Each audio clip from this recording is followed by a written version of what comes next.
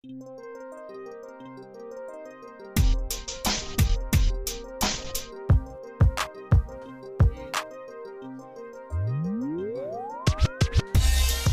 yo, it's the bottom line. Welcome everybody. Thank you for tuning in. Where we talk about entertainment, sports, and of course trending topics. I'm your host with the most, Mandre, aka Mandrizzle Davis, and I am thanking everybody for tuning in. We got some great topics to talk about today. I'm gonna go ahead and introduce my guests live in the Queen City, all the way from Raleigh. It's my man, the artist known as the Doctor. All right now, what's up, everybody? How you doing today, man? Doing lovely. Same thing. I was gonna just jump right into it. I know earlier we were just starting to discuss some things, and we were saying how people are really going through a lot today in these times as far as trying to get on in the entertainment and music industry. Oh yeah. And the question is, how far are you willing to go? So I'm gonna shoot it to you, and then I'm gonna answer too. But Okay. would you go as far as a P. Diddy situation to get you a contract and get on? Everybody expected me to say, hell no, I would not. But you got to speak in specifics with me, okay? I would have a contract. None of that Illuminati extracurricular stuff going on, you know. I'm not bending over for nobody. I'm not sucking nothing. Not at all. You know what I mean? I'm not putting my hand on nothing but a pen to sign the contract. Okay, I'm not doing none of that. All that's gonna be on the contract, and I'm gonna have protection behind me verifying this thing. That's right. Now, if he's willing to do it like that, cool. All promises gonna be on paper. You gonna have to promote my stuff on time. Everything. You know what I mean? Else you're gonna be at fault, and you're gonna be hurt. That would be the only conditions I would do it. But yeah. Yeah, I agree with that, man. And today, you know, it's really no excuse to not know what to expect when you get in. Even if somebody's spitting good and talking good, if the contract don't line up with what's going to work for both of you, you definitely shouldn't sign it. Correct. And with all the know-how we got, YouTube tutorials, the NWA story, TLC story, everything that we're seeing right now going on, it's up to the artist, not just who you have as a lawyer or not doing your contract and paperwork. It's not just up to the producer or the director to do you a decent contract. It's up to you yourself before you sign. Once you sign, it's over. Who's going to look out for you better than you? Right. You know, so it's best that you learn. Even your lawyers, you know, they're supposed to have your back. They're not your friends. They pretty much there to take your money and make you feel good about doing it. Right. You know, if you really think about it. So you got to show that lawyer, look, don't play with me. I know my stuff too. Right. You know. I'm in tune. So, yeah, I'm not just an artist. I know the business side of the game too. Right, yeah. You may can show me a little bit extra, but I know the basis to show that. I know if you BSing me. You know what I mean? You got to at least know that much. Yeah, and you got to read. Like, I honestly just had a situation where I had to get an attorney for a slip and fall incident. And I was at the office, and they were like, they came back about 10 minutes later. They were like, you actually reading the contract. I was like, don't everybody? They were like, no. Before a slip and fall incident, or like I call it the Ezel contract, I like to call it. My neck and my back. Did you win? It's actually going right now. They said they're definitely going to win because they said, we won't take your contract if we can't win big because you got to get paid and we got to get paid That's too. how it always should be. I think that's how the whole lawyer system should be because, like, I know people that pay lawyers a gang of money and didn't get nowhere, you know, but your money's gone. I don't think no case should be, I mean, I understand like a small, maybe what they call a deduction fee, like $500 for your time or something to that effect. Right. But you're not getting these big dollars unless I win. Right. And if you walk away with, if I walk away with nothing, you walk away with nothing. That's how it should be. That's it. But you know, you definitely ain't walking away with more. Exactly. I'm the reason why we getting paid. Precisely. But for us, the question you asked me earlier, adding to that, I don't really care. I just so happen to be one of those rappers. I don't care about the glitz and the glamour. You know, I'm more so into the money and the respect aspect. Like we talked about Scar. If I had to choose a rap career to be like, I would like to have him. Absolutely. It's his career because He's not all on these award shows every time you see him. Mm-hmm. He does it when he feels like it. Right. You know, he spits the hardest stuff. He's known for his talent. You know, not by who he's dated. You know, not by, you know what I'm saying, who he was found in bed with. Not, you know, none of that. He's respected by his talent alone. His craft. Exactly. Just your craft. So I would be more satisfied if, you know, if my album got me 6 to 8 figures a year, I'm good with that. You know what I mean? Right. Just like a good paying job. I'm good with I mean, it's doing pretty good now, but I would rather, you know, get to that point where, you know, I'm taken care of and comfortable. Mm-hmm. You know, like Pac said, all I want is money after fame. I'm a simple man. I'm pretty much like that. I want that respect, but all that extra comes with a price. You know, Absolutely. You have no private life. Somebody's taking a picture of you when you get in a limo. You seen with this girl. She probably just was in there giving somebody you giving a ride, but now you with this girl. You seen with this one. You know, it's just all over the place. Then you got this Me Too movement. You know, once you see millions going on, that girl that lied to you about her age probably back in the day, said she was this age and you did her. She gonna come now to the forefront and say you did. So I was really 16 at that age. You're like, what? And no one's gonna believe you. You know what I mean? Because she's coming and putting these accusations on there. You know what I mean? Even if you found not guilty, the accusation still put out there to the people. I say once that assassination of character hits, it's a hard battle to win. It's hard hill to climb back on, hard mountain to climb back on. You know, it's just what it is, man. I mean, so that's what I'm saying. I'm simple. I'm good with the you know, the respect and the decent financial ability about it. All that extra stuff, y'all can have that. Right. Well, shoot, since we already don't win I can care less if I win 1 Grammy. You already said one, Scarface. We might as well go ahead and talk about who are the artists that inspired you back in the day? What made you fall in love with hip-hop, and who are the artists that made you want to get into it? As we touched on earlier, I'd say it was LL Cool J starting out. Facts. I was real little. Then Kane came on the scene. I ain't gonna say I forgot about LL, but I'm like, I think I'm gonna stick with this one, you know, because I was always that elite type person. You had to be the top 10, whatever it is, for me to like you. Like, who ain't a heavy Michael Jackson fan, you know? I wanted to find who was gonna be the rap version of Michael Jackson, and that was Big Daddy Kane. There it is. The man knew his craft. The man could dance. He had the ladies. He was smooth. Yes. Who didn't want to be that guy back then? That's you know what I mean? You know, facts. so, you know, Kane was my dude. And then when the 90s hit, Biggie came, and that's when I decided to pick the pen up. There you go. So, you know, and that's when I picked it. I said, okay, well, he ain't nothing but a gangster version of my favorite rapper. So, you know, I actually had the privilege of meeting Big Daddy Kane down here. I'll show you the picture when we get a chance to, on Instagram. Got the chance to meet him at his house. We chopped it up, you know. One of the best moments of my life, you know what I mean? Got to ask him a few questions. Man. But, yeah. I'll show you when we get the chance. I'd love to check that out. Oh, yeah. I saw recently, man, I don't know if you've seen it. He did a freestyle recently. Who, Kane? Yes. Yeah. It was ridiculous. I used to get on, I'm telling you, anybody that's going to watch this interview on Instagram will tell you, I used to almost get on fights on the back of the bus because somebody was trying to say Tupac was better than Big Daddy Kane, and this person Big Daddy Kane, you know what I mean? And I'd be ready to go off in their mouth because I knew different, you know what I mean? Y'all just going with the hype. I'm telling you what is, you know. Bump who's popular now, you know. That's Kane is where it's at. But, you know, it's just now, the truth is just now coming to the forefront, like, oh, yeah, well, Kane was that, man. I'm the only one that's been like, duh, I've been knew this, That's you know. Right. That's right. But, yeah. And it took a minute because, like you said, today's times, like we were talking about earlier, is different than then. Like, I got to go ahead and spit a couple of mine. Like we were saying, you said Lady of Rage. I left that off my list. Oh, my favorite female rappers, Lady of Rage, Lauryn Hill. And see, these are two ladies that made impact off of one album. You know what I mean? Or one song. Amazing. That's when you know your talent is so amazing. That's why I was so mad at Dr. Dre. When that Afro Puff song came out, that album should have followed right behind it, and he didn't do it. And prolong. And made her miss her spotlight. Exactly. And I said this, I called the Lauryn Hill album out the same way. And then I like, you know what I mean, because she got more Grammys off that one album than people have in their whole career making 4 and 5. Right. So I had to say Lauryn Hill, MC Lyte. That's mine right there. Always.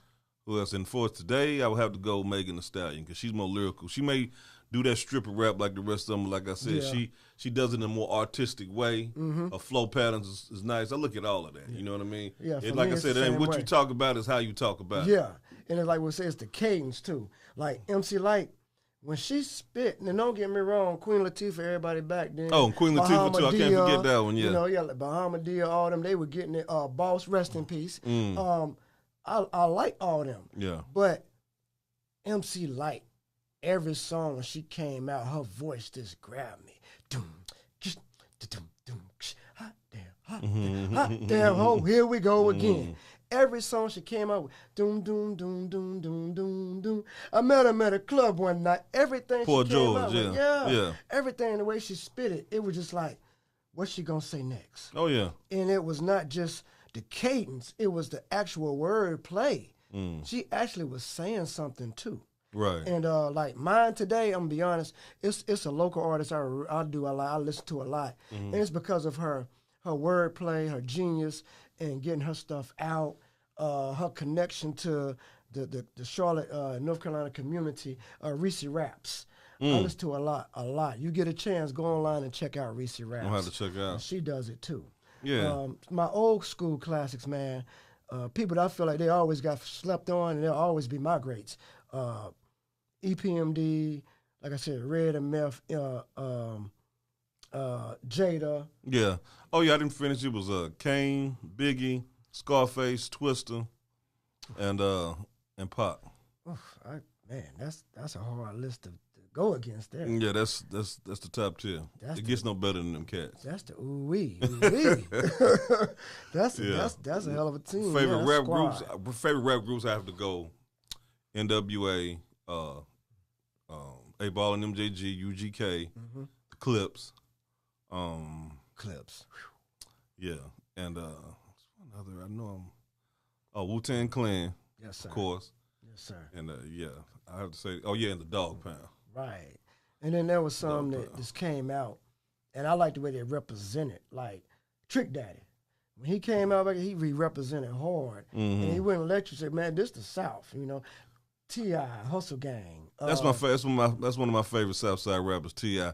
I say this: a lot of people don't cater to the South because they're not lyrical. You know, they just make good club songs or whatever, and I agree with that. I always stuck to lyricism because I always was intrigued by what a person said, and if he said something impressive to make my eyebrows raise or make me jump back. Whoa, did you hear that? You know, rewind that. You don't get that out of a club song. You know, true. That. And so like it's like I look at that wave and that pattern. You know what I mean? That's how I view my talent. You know, like I know UGK, A-Ball, and MJG, Outkast. That's another favorite rap group of mine. I mean, these are lyrical people that people actually put thought into what they're about to put out. Right. You know, that's what I like. I just don't like, well, it's a song. No, A bunch of albums, like I got 35 songs. I prefer quality over quantity any day. Yes, sir. Any day. The track and the lyrics. Yeah, like people say about Biggie only having 2 albums. Okay, a lot of people get mad at me when I say this, but I mean, it's the truth. It's the bitter truth. That's why they get mad. Talk to them. Speak your piece. Okay, everybody say, who do you like better, Tupac and Biggie? And I always say Biggie. And they be like, oh, man, you crazy. They ready to go out. Biggie ain't got as many albums. I said, hold on a second. I said, you got to take it. Biggie came right after Pac. Okay? Right. Hold on. Right. Now, look at Pac's first 2 albums. Since we judging like that, judge Tupac's first 2 albums with Biggie's first 2 albums. Apocalypse Now. Tupac grew into the great artist he was. Biggie started out great. You see what I'm saying? Mm-hmm. So that's why I put that crown on him. And I like both of them's path because, Tupac, he was running through trying to get in and do deals. He really didn't start really being noticed until Me Against the World came out. Right. Yeah. Because people forget he was out way back with Tupac Digital Underground. Yeah. And he came out on that movie soundtrack. Exactly. All around the world. When you're doing movies and stuff, that's great promotions for people to go listen. Oh, he's on the track and he's got a rap album? That's great promotions. Biggie got tight off of his talent. And that's why I got to agree with you on that. Period. You Much know what as I mean? I love Pop, yeah, his was this straight, hey, this is all I got. Well, yeah, I'm not being an act. This is where I'm coming from. Correct. I mean, you look at his first 2 albums. He got Tupacalypse Now, and he got Strictly for My Niggas. Can we say nigga on here? Yeah. Okay, let's make. Yeah. We're gonna air it nice. So it's okay. good. All right. Well, you got Tupac, Strictly for My Niggas, and his first album, Tupacalypse. Now when he was on some Black Panther stuff. Right. He had the Brenda Was a Baby hit. You know what I mean? But the album as a whole, I don't know. Right. Strictly for My Niggas album, I had that as well. Right. I only like 3 tracks on there. Holla If You Hear Me. I Get Around. Right. And forget the other one. Mine was Last Words with Ice-T and Ice Cube. Yeah.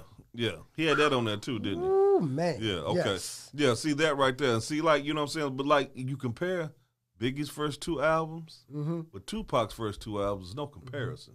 And it's the evidence, like you said. Yeah. That's why I always tell people today, okay, you say this, that, and yada, yada, but what does the evidence say? What does the evidence say? If Biggie came out with 3 or 4 or 5 more albums and with a couple movies, I mean, I believe he would have been bigger than Tupac. Yeah, I honestly gotta. Y'all don't be mad at me, but we dealing facts and reality here. I gotta agree. Yeah, I mean that's how I feel about it. And I'm not discrediting Tupac at all. Like I believe him going to jail and that stuff he went through getting shot is what made him the artist that he was, because he didn't start out that good. Right. Until he had some pain happen in his life. You taking to mind that album, that movie, The 5 Heartbeats, when old boy Robert Townsend, when he accepted his award, he was like, my producer told me I'll be a better artist once I went through a lot of pain. Yeah. I didn't know what that meant. Pac is a prime example of that. Yes, sir. So. Yeah, because he had, once that happened, it changed his mindset. Yeah. And you started listening to stuff he was saying, it was stronger songs. I wonder if Heaven Got a Ghetto, blah, blah, blah, blah, blah. And it really did. It changed as things, yeah. As he went through so much pain, that's what made his music even better. 50 Cent, after he got shot, then what? Many Men. Because his underground mixtapes they were a fool. Yeah, pain sells. Once he went through what he went through, it switched up. Yeah. And then he got the rasp because he had the hole. It changed his voice. They gave him more. And next thing you know, hooked up with Eminem and Dr. Dre, and it was on from there. But, the business side is a big part of it, too. I was just talking with them earlier, right before you got here. Today's times is different than it was back then. You had the A&Rs, you get your contract, and you're shooting. Today, if you don't have visuals, it's really hard. It's really hard to get your stuff out there. And I was going to ask you about that. Like, how are you doing yours? Just to give people that are coming up and trying to understand this game today. Yeah, how are you doing yours? You know what? And to be honest with you, I'm not going to let this interview fool my fans. I'm still learning. Let's be straight up, bro. I'm being real with it. I'm still learning. I'm independent because I don't. I've been had offers of things, but Same. This is what we talked about earlier. I'm not going to do this. I'm not going to do that. I'd already and I'm not going to make a penny a record while you making, the excess money after I make a penny off my stuff, and I'm the one bringing the talent. Yeah, that's not going to happen. That's right. So unless a big time, would you say record label such as like Aftermath or somebody want to put me on or something like that, because I know that's an instant lottery ticket right there. I mean, you'd be stupid not to, unless they're not asking you to do no Diddy stuff. That's a instant lottery ticket right there, I'm laughing, man, but it's real. serious. It's real. I mean, you don't know how that many goes people, with it. Yeah, that goes with it. I was watching what's his name? The guy that played Fred Sanford's son, Lamont. They was interviewing him, and he said the industry is swarmed with booty pirates. As he called them, booty goons. Because he was like, and I believe him because he has his career is over. He has no reason to try to get attention or whatever. Right. So.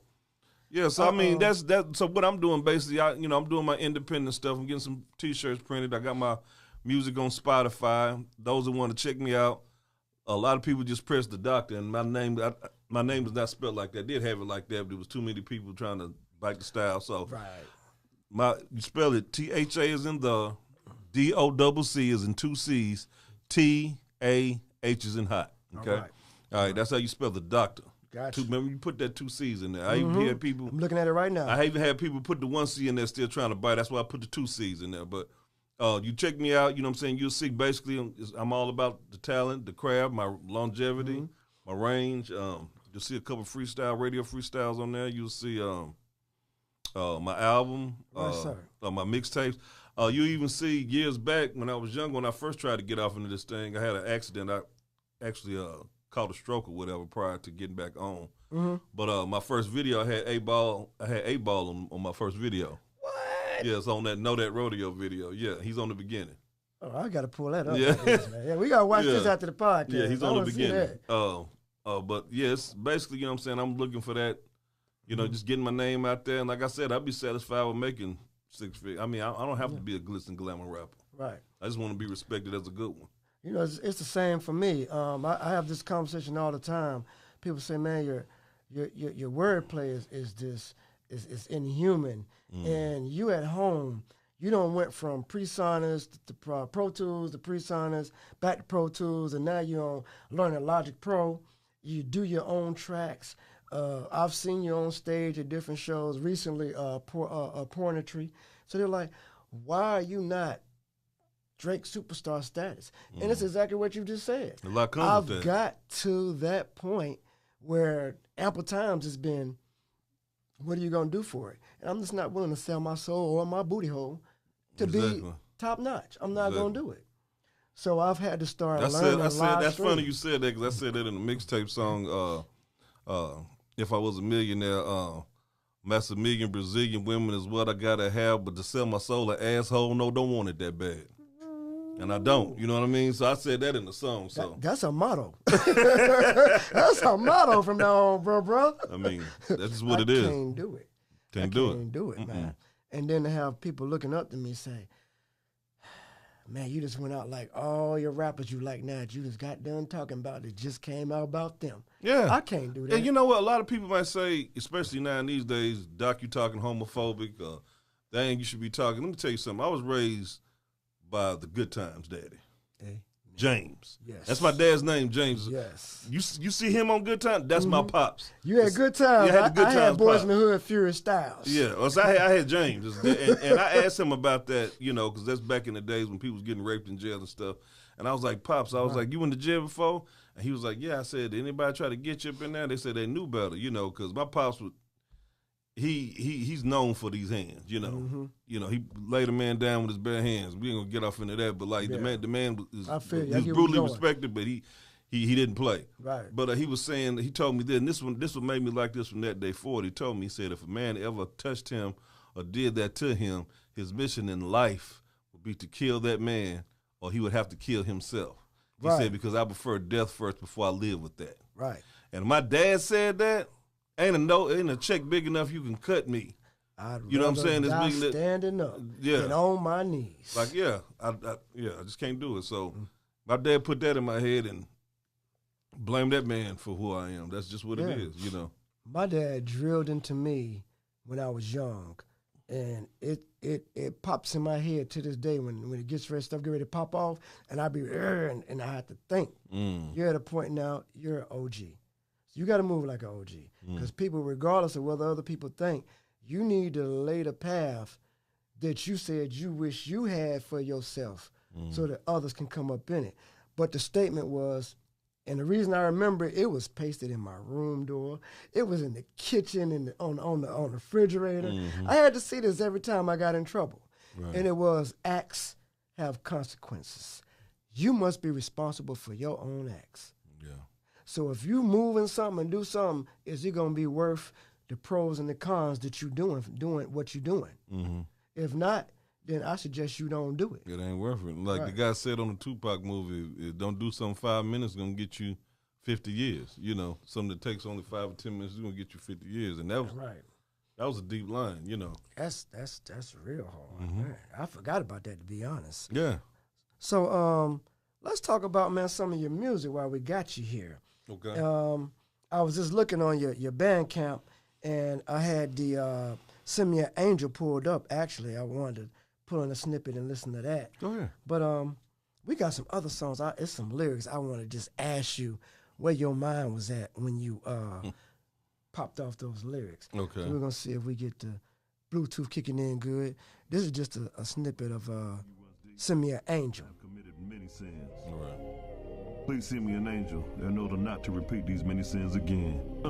No doubt about it, bitch, my passion is rapping. I'm like that gun that makes you run when you heard them rounds clapping. Come fit me now, I do this shit to stay lit and keep my dome strong. And to keep from coming up in your home, taking everything you own. My pillows keep coming on up and fuck any bad bitch that came my way. Until I learn these so-called bad bitches on the dick just trying to get paid. All I want is checks and respects, 2 kids in the crib that's laid. I think red bone up in my home to suck dick and lick balls till the nut cascades. I'm like a hooligan, willing to come and do again. Trying to be reformed, but never to use a tool again. Marry your bitch, she would have to be your new again. Sign a prenup, cause I would never be your fool again. I'm living good, but with the feeling of sinning. Lord, accept me, please help me. Stress got my head spinning. Hold on, okay. We're gonna slow down, all right, because they might have been ready for that. Hold on. I'm trying to tell you, I got to give you some props on that, boy. Thank you. Wow. Yeah. Good googly moogly. So, man, go ahead and break that down, because some of the stuff we were just talking about, you actually said in there. Yeah. Where was your mind really at when you made Send Me an Angel? Oh man, I was going through it, man. Me and my girl was into it. Money was getting funny, and I just like start right, just putting my frustrations, you know what I'm saying, on paper, you know. Right. So whatever. Technically speaking, I like the second verse better because it really explained why I am the way I am, why I came up, you know. Yes, sir. And I don't know if you ever chose to play a snippet of that, but if you really listen to it, it's telling me I'm wondering how I'm gonna live or how I'm gonna die, what's gonna be the cause of my death, you know. Yeah, I was listening to it, man. Yeah, things like that runs through my mind a lot, especially as I'm getting older, you know. I just think that's amazing. Things man, I took for granted thinking about as a youngster, you know, now really it's coming to roost as me getting older. Right. Yeah. It was just writing my frustrations pretty much on paper. If you listen to my album, I try to do what I tell people, a gumbo flow. I use many different producers because I don't want you getting people's attention span is like this. So, you know, I try to make every song different. You know, this one's going to be on some hip-hop fantasy type stuff. Yes. This one's going to be political. This one's going to be gangster. Right. This one's going to be talking about some woke stuff, you know. I want to give you everything, you know what I mean? Like I said, I just don't want to fill up an album with a bunch of songs. I want to treat each song like if it would be a single coming out every time. So you're creating a concept. You want people to, when they hear it, it's like, oh, wow. And you can really visualize. I could see just listening to what you're saying. I'm one of those, I'm listening to what you're saying, and in my head, I'm already picturing my own video. Like, I'm a read a book guy. Correct. Because I watch the movies, but you make your own understanding when you read novels. So when I hear the music, I'm making my own video in my head already. Yeah. And that stuff is just very vivid, bro. I really like that, man. Yeah, like I said, Big is my favorite rapper. He was a lot like that, you know, real visual, cinematic. I got a song he inspired me to do on there called Nashville Nights. Oh. Yeah. Well, shoot, we can get a snippet on that because I got that right here. Let's get a peep on that right quick, see what you're talking about. And the Nashville Nights. It's more of a storytelling song. All right. Coming out that studio, just dropped 2 tracks and fuck 2 hoes that I used to know. Now I'm on the way to the stove to get a Bud Ice brew and an Optimo. I swear that Satan be the one who keeps the hate on me. But before I start the trip, let's see the rest of this day gon' be. Master gas to the floor, fuck you know I met that red light. Look at my rearview mirror, see some nigga done flashed his headlight. If what's in the back of me got plans of attacking me, I swear what's in this pistol's gonna take it from his family. Now my face done turned mean. Wish this light would turn green. Cause if this nigga keep flashing beans, I'ma show him what these 2 my birds mean. Think it calm it down, D. This nigga done got your nerves tight. Can't make no move too soon because you know you on your 3rd strike. So then I turn right, fucked him over that Bud Ice. This fool done turned 2, I guess dude really wanna meet God tonight. I'm swerving cause I'm nervous, run the stop sign, fuck the right away. Turn down the street and burn the left down this alleyway. Turn down my headlights so these niggeros won't find me. Now ain't this a son of a bitch, these niggas done pull behind me. Grab the heat from up under the seat, this shit gon' be some fun to me. Please God forgive me for what I'm about to send some company. Popped in the clip, stepped out the whip, and then said some real shit. Nigga, what you got a death wish? Fuck about the car with the deal is, bitch. obvious it was about to go down on this track. Yeah, you got to pay for the rest. Don't give them all of it. They got to stay tuned. They got to go back. Y'all get snippets. That's it. You want it all? Go on Bandcamp. We're going to give you the information at the end. Bandcamp.com. The doctor. That's what's up. You going in, boy. So I got two on here. I'm going to ask you which one you would want to hear a snippet of and talk on. Okay. We got Lady, Razorblade, or Boss Bank. Boss Bank is my single. It's talking about, how to make the Boss Bank, who's making the Boss Bank. Lady Razorblade, I have to say, is my most controversial, most cinematic, most best song on the album. Because it's actually, I call it my Quentin Tarantino flow. Oh. And the reason why I call it that is because, that's one of my favorite directors. That's what I like. And I wanted to do his directing in the form of a song. Good God Almighty. And it's basically loosely based off a true story. It's actually about a girl who was statutory abused. I ain't going to use the R word, but she was statutory abused by her older brother. Okay. And it messed up her mind when she was young. It messed up her mind, and he ended up going to jail for it because he had been known for doing other family members as well. So he finally got his and goes to jail. It messed up her mind. She gets a girlfriend. She's on some other stuff. She hates men, and her vendetta against men is so strong. She'll entertain you and believe she want to get with you. You know what I'm saying? You can get the chicks or whatever. And as soon as y'all in the bedroom doing the damn thing, you know what I mean? As soon as you reach that climax, that blade coming out of her mouth, she's slitting your throat. Yeah. Oh, man. And, she's waiting on him to get out of jail in order to kill him. And I ain't going to tell you everything. And the end of the song tells you how she did it, how she plotted it, and all that kind of stuff. But her demise, her demise is like she ends up dying because one of the guys she did that to, she thought she got him, but he killed her later on because he had the AIDS virus. So it's deep. Oh my God! Yeah. I wish I had known you when you made this. I'd have loved to have been the Kendrick Lamar to your Lil Wayne on this track. Yeah. Everybody likes that song. Everybody likes that song. We're gonna definitely get a snippet on that all right. quick. Just a snippet. It's a video to it too. If y'all check it on YouTube, it's a video as well. Oh, word! It's a video. We're gonna come back to that.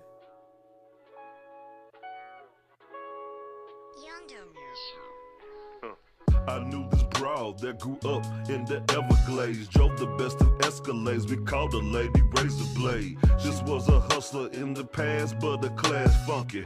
Face was fine and hips was wide and that ass chunky. Yeah, she had a donkey attitude like niggas want me. Daddy was a killer and the mama was a junkie. All about her money, selling mollies, making dollars. Sold the lotters to the mama of her baby's father. The baby daddy was a slimy, grimy motherfucker. Not to mention that this nigga was a stepbrother. He was arrested for molesting other family members.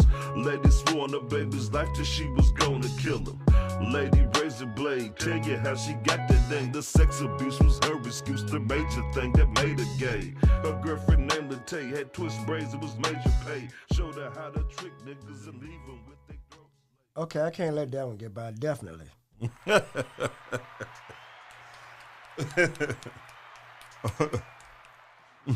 that is fire, bro. Thanks, man. That is fire for Appreciate real. it. I'm a big fan of content, like we were saying. I'm listening to the track as far as how you laying it down. Is it even? Is the bass way loud up here, but the piano way back in, you can't hear it. I'm listening to the wordplay. I'm listening to the accolades and the add-ins. All your stuff is no way to say it, but it's nice, bro. Thank you. It's nice. It is hard to find quality-made music today, and every track that's come on thus far, on point, man. Thank you. On point. I recommend anybody go on, Bandcamp and get Doc. I've listened to a few tracks myself already. You know me, I'm not going to endorse if it ain't. You got one hit wonder. He got one good hit. But I'm telling you, everything I've heard. Hey. Well, like I said, I try to mix it up. Like I said, I take you to the movies on there. I actually got a club song on there. It's a single called "Let's Do It Again." Let's do it again. Yeah, that's for the club, you know, because that's basically what sells, you know. Yes. That's what the ladies appeal to. So Got I did. to have that. Yeah, I did that for them. Let's do it again. That's that Tupac. Yeah. What the ladies, the dudes gonna get what the ladies want. You got to do is get what the ladies want. Right. And I took you to the movies one more time on other than Nashville Nights. The last track on the album called Club Dope. Club Dope. And what that's about is that's on some hip hop fantasy type stuff. That's as to where all the drugs in the alternate world had a party. You know. Wow, all the drugs. You know what I'm saying? Lady Heroin comes in there. You know. It's like all that kind of stuff. DJ PCP is on the turntable. Got all that stuff, you know. Okay. DJ amphetamine, you know. Okay. I got to get 30 seconds of that. You done got me now. Last one, y'all. All right. I'm playing more tracks than he wanted to be played. Exclusive. Motherfucker, you bullshit. Nah, for real though. There's a spot called Club Dope in the alternate world. Check it, I'ma tell you about it. Check it. Yo, hey, nigga, but you didn't know. It was a place that on the low another long time ago. A little cutthroat spot by the name of Club Dope. See, this how it was and how the story goes. So, let me quit bullshit and get it started. I know what I'm saying, this might sound a bit retarded. But one night all the drugs they had a party. It was so on you would think it was thrown by Bob Marley. And I mean, that shit was rather lit. DJ amphetamine was playing all of the hits. Nigga had the club crunk at 110%. Had the female kind shaking ass, kissing hip. Security filling them up, not giving a fuck. As long as they didn't jump and they was paying the bucks. A few guns was in the club, but they stayed in the cut. As long as they kept it tucked with the rest of the stuff. Then it came that Hulk came walking up in that thing. With some trick name fixed and a click called the Kilo Gang. And then next came ecstasy. She said, why this coke bitch standing next to me? Cocaine and the Kilo Gang and trick started talking shit. They said, bitch, we the real reason why you get the dick. Then alcohol jumped up the bar and said, fuck both of y'all. If it wasn't for me, you lean there'd be no party at all. Like I said before, but y'all didn't know. It was a place that on the low by the name of Club Dope. One time for DJ Amphetamine. Hey, that thing is so real. Like, the drugs are telling the story. Yeah. You at the club, you at the show, you at the studio. You welcome. Because a lot of times, sad but true, that's where everything really jumps off. And you got a lot of people today, they haven't been in the party inside Clive, Whitney Houston parties inside the parties and really seen. Correct. So, you know, this is a good display. Exactly. Let people get a good understanding. You're getting ready to come into this world. Be ready for the dark side of it, too, because it's stuff, hidden agendas behind hidden agendas that you ain't even ready for. Right. That was on spot. That was fire, man. Appreciate it. That was fire. Yeah. I'm going to definitely display it, but I want everybody to know where to reach you at on this one. Okay. So I'm going to go ahead and put it up there. Y'all hit The Doctor, that's THADOCCTAH.bandcamp.com. Go on there, hit them all, support. This is what we're doing. Y'all see, y'all really like the local artists. You like the indie artists. That's what we are. We'll come to your town. We're ready to come perform. But support so that we can say thank you and keep doing what we're doing, because nothing runs off of nothing. This air, it costs. It costs. Oh, most deaf. So again, THADOCCTAH.bandcamp.com. Go on there and check out the doctor. Hey, look, man. It was a pleasure and honor having you here. Thanks, no doubt. What you got coming up? What you got coming up next, man? I got an EP coming out. It's like gonna be a 7-track EP. My son, he's at the age now he's trying to do it too. So I got my son on the album. Facts. It's called Old School versus New School. Yes, so sir. He's doing his thing, and I'm doing my thing. You know, so that's a bit. I got a song on there called Horrid Hospital. Taking them back to the movies on that. It's about this hospital that got everything bad is going up on there. Bitches paying for their hospital bills with EBT cards, you know. Then the doctors hit, you know what I mean? You know what I'm saying? The janitor's a pervert. He catching people in their mental state with somebody who's got their arms and legs broken. He go in there and molest them. Oh, Lord. The song starts off, I got this nurse named Nina Nance from Nineveh who calls sucking your dick and balls, checking your temperature. You know, it's like the whole hospital is just crazy. You know what I mean? It sound like it. So, you know, it's called Horde Hospital. I got a few other stuff. I got, this is going to be a controversial song where I got me and this other rapper on there. We catching all the crooked cops. Yeah. And we torturing the crooked cops and letting them see what it feels like when they do this to us. Right. You know, I got that on there. Abuse your privilege and see how right. it feels. Exactly. You know, yeah. So it's a 5-track EP. I'm on there. You know, I got some shows coming out. That's basically it for right now. You know, taking things one at a time. I want to be all over the place. Amen. So where can everybody on social media reach you at? Be able to get in touch? I'm on Instagram.